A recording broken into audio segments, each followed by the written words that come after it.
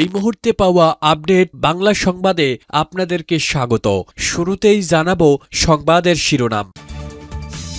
অবশেষে ধরা পড়ল নির্বাচনে কারচুপি, ফলাফল বাতিল ঘোষণা দিয়ে জাতিসংঘের রেড সিগন্যাল, গভীর সংকটে নতুন সরকার। এই সুযোগেই ঢাকা ৮ আসনে ভোট পুনর্গণনার দাবিতে লিখিত অভিযোগ করলেন পাটোয়ারি।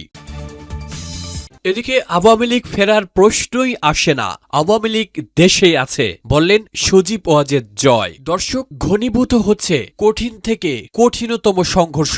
বিএনপি জয়ের উল্লাস করছে এবং জামায়াত যুদ্ধের ঘোষণা দিচ্ছে। আর এরই মধ্যে জয়ের এই আত্মবিশ্বাসী বার্তা রাজনীতির মাঠকে জটিল করে তুলল। সজীব ওয়াজেদ জয়ের দাবি অনুযায়ী আওয়ামী লীগ যদি সত্যি দেশেই থাকে তবে খুব শীঘ্রই রাজপথে কোনো বড় ধরনের সংঘাতের সাক্ষী হতে পারে বাংলাদেশ।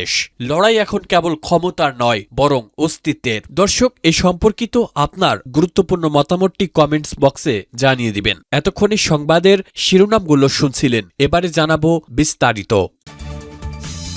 ত্রয়োদশ জাতীয় সংসদ নির্বাচনের রেশ কাটতে না কাটতেই বিশ্ব রাজনীতিতে শুরু হয়েছে নতুন এক মেরুকরণ। নিউ ইয়র্কের জাতিসংঘ সদর দপ্তর থেকে আসা এক কড়া বার্তায় বাংলাদেশের নির্বাচনের স্বচ্ছতা নিয়ে গভীর উদ্বেগ প্রকাশ করা হয়েছে। কূটনৈতিক মহলে গুঞ্জন ছড়িয়েছে যে জাতিসংঘ এই নির্বাচনকে অংশগ্রহণমূলক নয় বলে অভিহিত করেছে এবং এর ফলাফলকে স্বীকৃতি দেওয়ার আগে পুনরায় খতিয়ে দেখার আহ্বান জানিয়েছে। এই বার্তার পর নবনির্বাচিত সরকারের শপথ গ্রহণ এবং আন্তর্জাতিক বৈধতা এখন সুতোর উপর ঝুলছে। জাতিসংঘের মহাসচিব আন্তোনিও গুতেরেসের মুখপাত্রের দেওয়া বিবৃতিতে বলা হয়েছে, বাংলাদেশের একটি বিশাল রাজনৈতিক অংশকে বাইরে রেখে এবং আন্তর্জাতিক পর্যবেক্ষকদের অনুপস্থিতিতে যে ৫৯% ভোটার উপস্থিতি দাবি করা হচ্ছে তা প্রশ্নাতীত নয়। জাতিসংঘ মনে করে প্রকৃত গণতন্ত্রের জন্য সব পক্ষের সমান অংশগ্রহণ অপরিহার্য ছিল। জাতিসংঘের এই অবস্থানকে শেখ হাসিনা ও আওয়ামী লীগ তাদের নৈতিক বিজয় হিসেবে দেখছে। তারা দাবি করছে জাতিসংঘ পরোক্ষভাবে এই ফলাফল বাতিলের পক্ষেই সওয়াল করেছে। জাতিসংঘের এই বার্তার পরপরই জামায়াতে ইসলামী ও বাম দলগুলো রাজপথে নেমে এসেছে। তাদের দাবি, যেহেতু আন্তর্জাতিক মহলে এই ভোটের কোনো গ্রহণযোগ্যতা নেই, তাই অবিলম্বে এই ফলাফল বাতিল করে তত্ত্বাবধায়ক সরকার এর অধীনে পুনরায় ভোটের তারিখ ঘোষণা করতে হবে। অন্যদিকে বিএনপি নেতৃত্ব এই বার্তাকে অভ্যন্তরীণ বিষয়ে হস্তক্ষেপ হিসেবে বর্ণনা করে রাজপথে শক্ত অবস্থানের ঘোষণা দিয়েছে। ঢাকা বিশ্ববিদ্যালয় থেকে শুরু করে সারা দেশের গুরুত্বপূর্ণ পয়েন্টগুলোতে এখন থমথমে অবস্থা বিরাজ করছে। নির্বাচনের ৩ দিন পর জাতিসংঘ যখন ফলাফল নিয়ে প্রশ্ন তুলেছে, তখন বাংলাদেশের সামনে বড় দুটি পথ খোলা। হয়তো আন্তর্জাতিক চাপ মেনে নিয়ে পুনরায় নির্বাচনের পথে হাঁটা, অথবা নিষেধাজ্ঞার ঝুঁকি নিয়ে একতরফা সরকার পরিচালনা করা। ডক্টর ইউনূসের বিদায়ী প্রশাসন এবং হবু সরকারের জন্য এটি এখন সবচেয়ে বড় চ্যালেঞ্জ।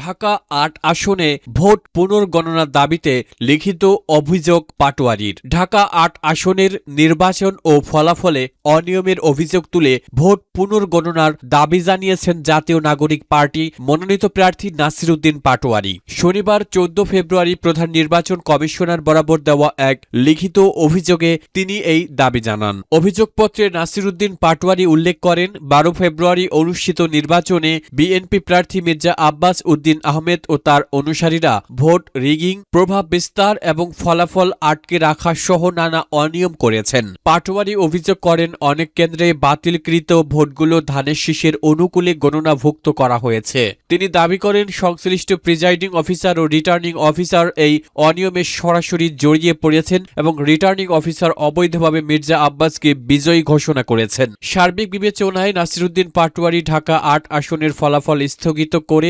তদন্তপূর্বক ব্যবস্থা গ্রহণ এবং দায়ী কর্মকর্তাদের বিরুদ্ধে আইনি ব্যবস্থা নেওয়ার আহ্বান জানিয়েছেন। একই সঙ্গে তিনি ধানের শীষের ভোট থেকে অবৈধভাবে যুক্ত হওয়া বাতিল ভোটগুলো বাদ দিয়ে নতুন করে ফলাফল প্রকাশের অনুরোধ জানান। পুনর্গণনা না হওয়া পর্যন্ত এই আসনের নবনির্বাচিত প্রার্থীর শপথ অনুষ্ঠান বন্ধ রাখারও দাবি জানিয়েছেন তিনি। প্রসঙ্গত, বেসরকারি ফলাফলে ঢাকা ৮ আসনে বিএনপি প্রার্থী মির্জা আব্বাস ৫৯,৩৬৬ ভোট পেয়ে জয়ী হয়েছেন, যেখানে নাসির উদ্দিন পাটোয়ারি পেয়েছেন ৫৪,১২৭ ভোট।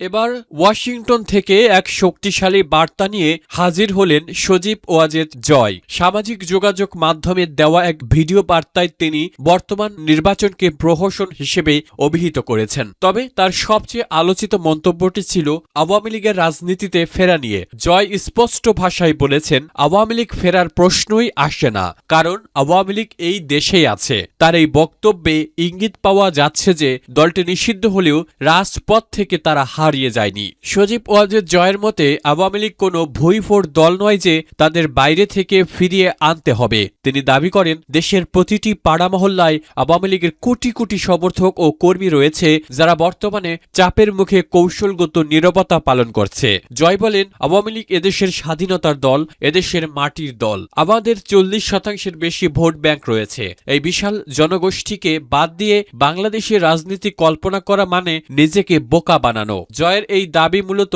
নতুন সরকারকে এটি মনে করিয়ে দিচ্ছে যে আওয়ামী লীগকে উপেক্ষা করা হবে তাদের জন্য একটি মরণ ফাঁদ। বিবিসি ও রয়টার্সকে দেওয়া সাম্প্রতিক সাক্ষাৎকারে জয় অভিযোগ করেছেন যে বর্তমানে নির্বাচনটি ছিল মূলত আইওয়াশ। তিনি দাবি করেন, তৃতীয় বৃহত্তম রাজনৈতিক দলের একটি আসরও না পাওয়া প্রমাণ করে যে এই ভোট কতটা কারচুপিতে ভরা ছিল। জয় হুঁশিয়ারি দিয়ে বলেছেন, মধুচন্দ্রিমা শেষ হোক, তারপর দেখা যাবে আসল খেলা। তিনি ইঙ্গিত দিয়েছেন যে আওয়ামী লীগ খুব শীঘ্রই তাদের শান্তিপূর্ণ কিন্তু শক্তিশালী কর্মসূচির মাধ্যমে রাজপথে নামবে। জয়ের এই আমরা দেশে আছি তত্ত্বটি মূলত তৃণমূল কর্মীদের চাঙ্গা করার এবং আন্তর্জাতিক মহলকে আওয়ামী লীগের শক্তির কথা মনে করিয়ে দেওয়ার একটি সুকৌশলী চাল। যখন বিএনপি জয়ের উল্লাস করছে এবং জামায়াত যুদ্ধের ঘোষণা দিচ্ছে, তখন জয়ের এই আত্মবিশ্বাসী বার্তা রাজনীতির মাঠকে আরো জটিল করে তুলল। শেখ হাসিনা ভারত থেকে এবং জয় যুক্তরাষ্ট্র থেকে যে চাপ তৈরি করছেন তা নতুন সরকারকে